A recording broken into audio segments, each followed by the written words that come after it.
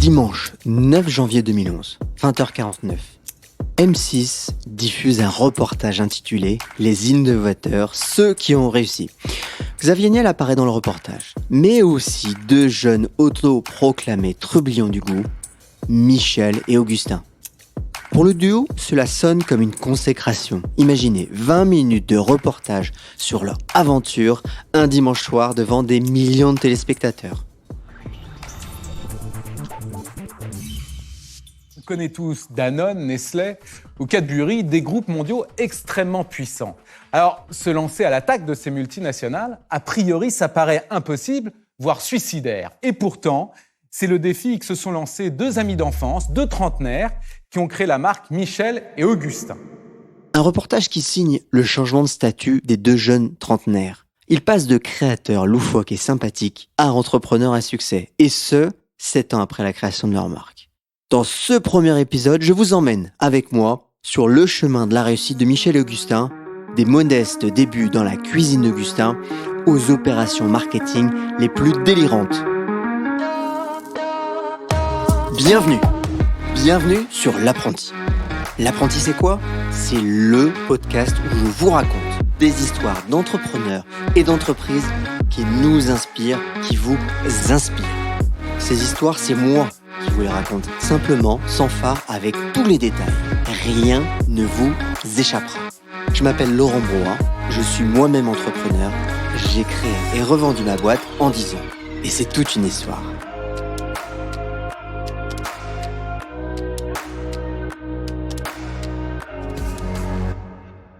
Septembre 1988. L'heure de la rentrée a sonné dans le très bourgeois et catholique lycée du 16e arrondissement de Paris, Saint-Louis de Gonzague. Les enfants affichent tous barrette ou raie au milieu, filles et garçons sont sagement séparés. Le sérieux Michel de Rovira croise pour la première fois le doux et rêveur Augustin Palluel-Marmont en 4e 5. Ils s'apprécient et se complètent, tous différents qu'ils sont. Quand Michel poursuit l'excellence académique du lycée, Augustin est plutôt moyen, mais il s'accroche. Commence alors une amitié qui va résister à l'épreuve des années. Études, week-ends, vacances, projets, ils passent beaucoup de temps ensemble chez l'un ou chez l'autre. Quelques années plus tard, ils participent ensemble à plusieurs projets humanitaires, notamment lorsqu'ils se retrouvent dans la même école de commerce, l'ESCP. Augustin enchaîne stage au Club Med, puis Air France et d'autres boulots. Il finit par participer à la création de sa première entreprise, une société dans l'intelligence artificielle en collaboration avec des polytechniciens. Pertinence Data Intelligence. L'expérience est terrible. En tant que responsable marketing, il ne comprend pas ce qu'il vend et les relations avec les autres fondateurs s'en ressentent. Malmené, il quitte l'entreprise quelques mois après. Seule victoire, au goût un peu amer, il arrive à conserver des parts de l'entreprise. Augustin rêve alors de choses plus simples. Il rêve de faire un métier manuel, qui, comme il le dit lui-même, lui sert un peu de thérapie après l'expérience traumatisante dans sa start-up. Il dégote un stage de boulangerie en bas de chez lui et passe même un CAP de boulanger en 2001. En sortant de ses 7 heures d'épreuve pour le CAP, il a faim et s'arrête pour un déjeuner dans un café à Saint-Germain-des-Prés à Paris. Le pain est dégueulasse. Il note dans son carnet de chasseur de papillons, qui ne le quitte jamais d'ailleurs, une idée. Pourquoi ne pas répertorier les endroits qui font du bon pain, une sorte de guide Michelin personnel du pain ? Il reste sur cette idée, et sans aller plus loin, est recontacté pour retravailler chez Air France. Peu après, la start-up dans laquelle il a travaillé 2 ans auparavant est revendue. Du jour au lendemain, Augustin se retrouve avec 300 000 € en poche. Et toujours, cette idée de guide Michelin des boulangeries qui lui trotte dans la tête. En 2002, il décide de franchir le pas. Il prend donc un congé de création d'entreprise et recontacte dans la foulée plusieurs amis pour travailler avec lui. Il faut le dire, la plupart de ses amis trouvent l'idée farfelue. Seul Michel accepte. Commence alors pour les deux amis un marathon incroyable. Ils visitent 1263 boulangeries de Paris en moins de quelques mois. Ils veulent notamment identifier les 180 meilleures boulangeries. Grâce à leur travail acharné, ils sont propulsés. Spécialistes mondiaux du pain, à la grande surprise des professionnels du secteur. Lorsque leur guide sort en 2003, ils en vendent plus de 12 000. C'est ce qu'on peut appeler un gros succès littéraire. Il passe même sur les plateaux télé de Laurent Ruquier et de Jean-Pierre Pernaut. Le projet fini, Michel repart faire une formation à l'INSEAD, la fameuse école de commerce, en management. Michel, lui, resté le bon élève de Saint-Louis de Gonzague, affiche un parcours plus classique, la banque et du conseil en stratégie à New York. Augustin, lui, retourne à son carnet de chasseur de papillons et à son domicile de la rue Hermel dans le 18e arrondissement de Paris. Il a pourtant une intuition. Il ne comprend pas le décalage entre les gâteaux qu'il fait le week-end pour sa fille et le goût de ceux qu'il achète en supermarché. En parallèle, il repense d'ailleurs à cette marque de glace sympathique, authentique, faite avec des produits 100% naturels, Ben & Jerry's, croisé lors d'un séjour aux États-Unis dans les années 80. Les fondateurs s'affichent directement d'ailleurs sur le pot de glace, donnant du même coup un côté humain et chaleureux à la marque. C'est le déclic pour Augustin. Il veut monter donc une marque gourmande, sympathique et accessible, une marque qui remet le goût au centre de l'expérience. Sitôt sa décision prise, il dresse une liste de copains avec qui s'associer. Sans copains, pas de boîte. Augustin, il faut bien le dire, fonctionne à l'affectif. Michel n'est pas le premier sur la liste. Le premier décline. Il appelle alors Michel qui travaille à Singapour. Michel hésite. Il connaît l'enthousiasme de son copain, mais il a besoin de mesurer la cohérence du projet. Il charge alors son frère de discuter avec Augustin pour évaluer la solidité du business. L'échange tourne presque à l'entretien d'embauche pour Augustin qui réussit néanmoins à convaincre. Et la deuxième personne était Michel. Et je me souviens, Michel était à l'époque à l'INSEAD à Singapour. Il m'a fait rencontrer son frère pour passer une espèce d'entretien, pour que je lui montre le truc et tout. C'est genre, c'est le recrutement inversé. Et on a eu aussi un troisième copain au tout départ qui s'est joint à nous, mais tout de suite, on a vu que ça ne matchait pas.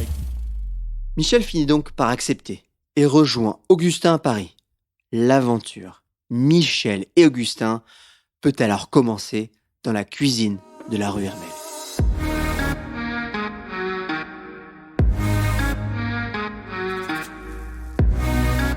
L'idée d'Augustin est claire. Il veut fabriquer des petits sablés ronds et bons.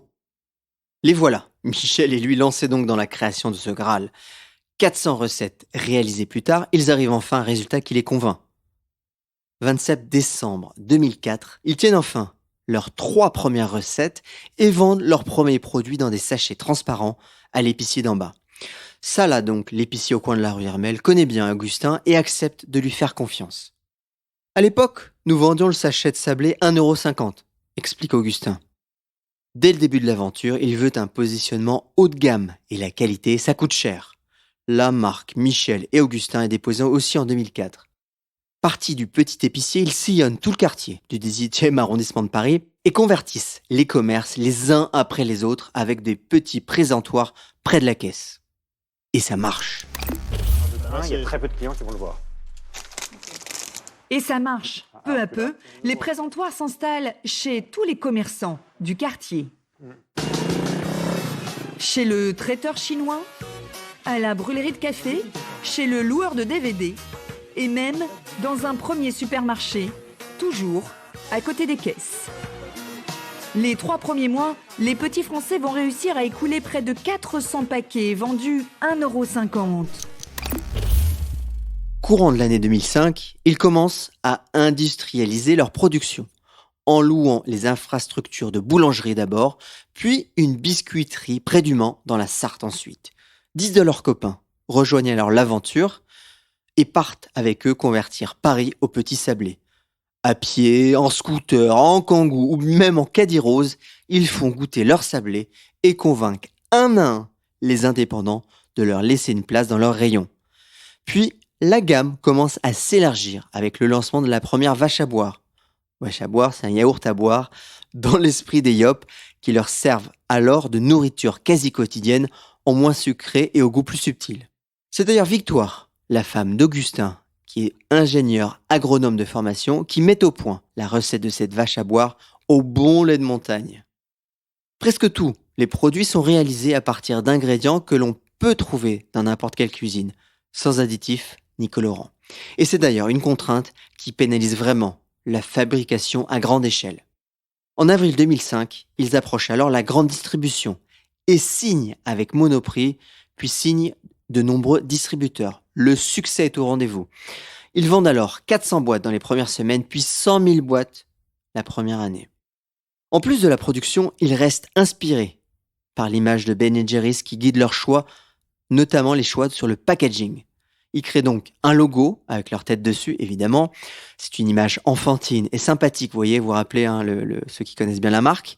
Ils adoptent aussi un ton décalé sur les emballages et racontent leur histoire qu'ils trouvent de plaisanteries en tout genre. Pour renforcer d'ailleurs la proximité avec le consommateur, ils inscrivent même leur numéro de téléphone et leur mail sur les emballages.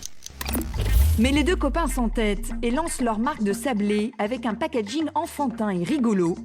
Ils s'y appellent les deux bonhommes toqués et ils y parlent de leurs plantes vertes, de leur vélo et de leur kangou. Avant-gardistes d'ailleurs pour l'époque, même les emballages sont respectueux de l'environnement. Papier recyclable, conditionnement minimum. Pourtant, ce qui fait vraiment décoller Michel et Augustin, ce sont avant tout des choix marketing forts et très personnels. Ils vont écrire l'histoire de leur marque.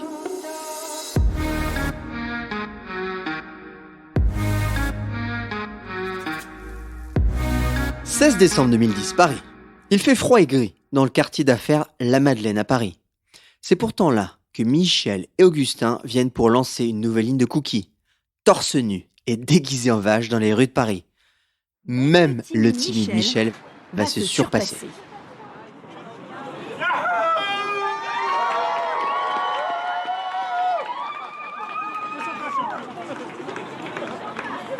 On dirait une séance d'exhibitionnisme par 0 degré. Déguisés en vache sur un bout de trottoir, les voilà transformés en panneaux publicitaires vivants, gratuits et impossibles à rater. La marque de fabrique de ces événements marketing, ils ne coûtent pas cher et reçoivent beaucoup d'échos via les réseaux sociaux et grâce aux vidéos déjantées. Cette stratégie, ils devront avoir de cesse de la démultiplier. Par exemple, février 2007, Salon des entrepreneurs, Augustin, déguisé en traiteur officiel, passe les filtres de sécurité et dépose une vache à boire sur le pupitre du fondateur de Microsoft, Bill Gates. À la même époque, toujours Augustin, déguisé en vache, improvise un moonwalk dans les rayons de son Monoprix. Vous irez voir sur YouTube d'ailleurs, la vidéo fait le buzz. Ou encore, toujours Augustin, quand Augustin justement dévale Montmartre sur des skis pendant les JO d'hiver. Il favorise donc le street marketing et occupe le terrain avec dégustation et présence sur les points de vente. À cette époque, Danone devient même leur ennemi déclaré. Le 9 septembre 2006, Danone tient une conférence pour lancer la marque Les Deux Vaches, marque d'ailleurs qui ressemble étrangement à celle de Michel et Augustin. Ingrédients naturels et bio, graphisme chaleureux, packaging aux couleurs vert, c'est un copier-coller. Nul des deux, les deux fondateurs enfourchent leur kangou customisé en vache et distribuent des tracts aux journalistes à l'entrée de la conférence de presse. Les équipes de Danone sont furax, mais le coup est réussi. Les journalistes parlent d'eux le lendemain. Libération titre « Michel et Augustin, yaourt et gâteau, parfum culot ». Quand on n'a pas les moyens marketing des mastodontes de l'alimentaire, les trublions jouent la carte de la provocation, de la médiatisation des événements loufoques pour faire parler d'eux. Ils occupent le terrain. Et surtout, ils affinent leur storytelling. Ils ne se lassent pas de raconter leur histoire, moteur de leur réussite selon eux. Ils poussent d'ailleurs les concepts marketing au maximum et notamment dans la culture d'entreprise. Par exemple, les salariés sont des trublions. La marque, c'est l'aventure. Parce que c'est pas des bureaux, c'est la bananeraie, parce qu'on parle pas d'entreprise mais d'aventure, parce qu'on parle pas de produits mais de recettes, on parle pas de salariés mais de trublions. Et tu pourrais toujours te dire que tout ça c'est un peu artificiel, etc. Mais non, parce qu'en fait, c'est comme pas mal de choses dans la vie, tout est très psychologique. C'est quand tu te mets à utiliser ces mots-là plutôt que d'autres, étonnamment, la vie est plus belle. Néanmoins, ils n'oublient pas leur leçon d'école de commerce et lancent une première campagne marketing classique avec 5500 panneaux d'abribus répartis sur la France. Il y a quand même de l'originalité puisque pour réveiller l'enfant qui sommeille en chacun d'entre nous, ils organisent une grande chasse au trésor et proposent une escapade en montgolfière à qui trouvera l'une des affiches aux lunettes vertes. C'est aussi cette année-là qu'ils lancent le premier bar à vaches éphémères à la grande épicerie du Bon Marché. Un événement qui s'ouvre sur un défilé de vaches géantes et annonce la sortie d'ailleurs de leur livre de recettes. La communication de la marque est tellement innovante pour l'époque qu'elle est récompensée en 2010 par le prix Phoenix devant les deux titans de la publicité McDonald's et Danone. Et pour couronner le tout, ils ne cantonnent pas leur stratégie de proximité avec le consommateur à l'emballage. Chaque premier jeudi du mois, ils invitent leurs clients à la bananerie pour des études de marché en direct. Du jamais vu. Des clients débarquant au beau milieu des bureaux et se faisant offrir des yaourts au milieu des open space pleins d'ordinateurs. Tous les premiers jeudis du mois, c'est le même rituel au siège de la marque. Des clients débarquent au beau milieu des bureaux. Soyez les bienvenus, c'est la première fois que vous venez ?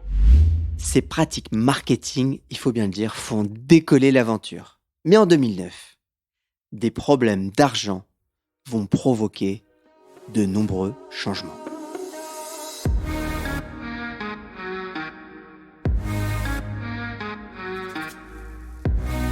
L'argent. Alors l'argent, c'est une question clé, car les deux copains en bons start-upers se débrouillent en permanence.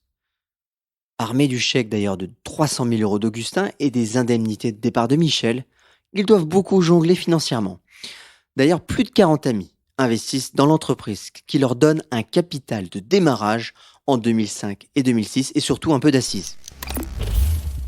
Avec beaucoup de bon sens aussi. Et quand on a vu que on voulait accélérer, on a changé d'actionnaire et là on s'est structuré pour que ces 40 actionnaires, on les a évidemment remerciés parce qu'ils ont été incontournables et exceptionnels dans cette aventure. Mais pour mieux s'adapter à la phase de croissance rapide qu'on voulait, il fallait à la fois des capitaux plus importants et peut-être une simplification de la gouvernance. Donc là on a fait appel. Puis, en mai 2008, Serendipity, le fonds d'investissement conjoint entre Artemis et Bouygues, Artemis c'est fonds de Pinot, prend 25% de Michel et Augustin pour 2,9 millions d'euros, ce qui valorise déjà l'entreprise à 12 millions d'euros. Ce fonds rachète notamment la part de ses fameux 40 amis de départ. Le fonds est par la suite dissous et la participation de Michel et Augustin est reprise entièrement par Artemis. Cette opération fait rentrer 2 millions d'euros de cash directement dans l'entreprise. Pourtant, courant 2009, et malgré cet argent frais, ils vivent une crise de croissance. L'entreprise se retrouve presque à court d'argent, avec une mauvaise anticipation des ventes d'un côté, des coûts en forte augmentation et un CA stagnant. Ils subissent ce qu'on appelle un effet ciseau. Autrement dit, ils n'ont plus de thunes. Michel et Augustin prennent alors une vraie claque. Les trublions du goût sont confrontés à leur première vraie crise. Ils comprennent que s'ils ne structurent pas et n'organisent pas mieux la boîte, ils peuvent à tout moment mettre la clé sous la porte. Ils prennent alors 4 décisions fortes. D'abord, premièrement, en 2010, ils quittent leurs locaux d'origine dans le 15e, qui faisait environ 90 mètres carrés avec leurs 34 salariés, et s'installe dans une nouvelle bananerie en plein cœur de Boulogne-Billancourt, dans un espace de 350 mètres carrés avec une gigantesque verrière. Deuxième décision, ils recrutent. Et ça, ils ont compris que c'était important. Ils recrutent de nouveaux profils beaucoup plus structurés et beaucoup plus capés que ce qu'ils font habituellement. Troisième décision, ils réorganisent le système d'information, notamment ce qui leur fait défaut lors de cet effet ciseau, la partie financière et la partie commerciale qui ne mesuraient pas vraiment. Ils refondent enfin et musclent leur réseau de distribution et de logistique. Ils s'appuient notamment sur l'industriel bourguignon Sonoble qui livre directement plus de 10 000 points de vente. En 2010 donc, les efforts commencent à payer. Michel et Augustin réalisent 10 millions de chiffres d'affaires. Ils semblent tirés d'affaire et peuvent donc repartir sur des nouveaux projets encore plus ambitieux. Et de l'ambition, il n'en manque pas. Après l'histoire française, ils veulent écrire un nouveau chapitre. Faire de Michel et Augustin une marque américaine. Merci. Merci d'avoir écouté l'apprenti et je vous le redis, car ce podcast, ce sont des heures de travail et votre écoute est très précieuse pour moi. Je ne pourrais continuer ce travail de fond sans votre aide. Si vous pouvez laisser un commentaire ou même 5 étoiles, je vous en serai très reconnaissant. Pour connaître les coulisses et notamment les infos que je ne peux pas toujours vous donner, abonnez-vous à ma lettre sur l'apprenti.fr. Vous retrouverez toutes les nombreuses sources qui ont permis de construire cette histoire. Merci enfin à Thibaut et Alexandre pour leur travail formidable, leur travail de fond. Et je vous dis rendez-vous pour un prochain épisode.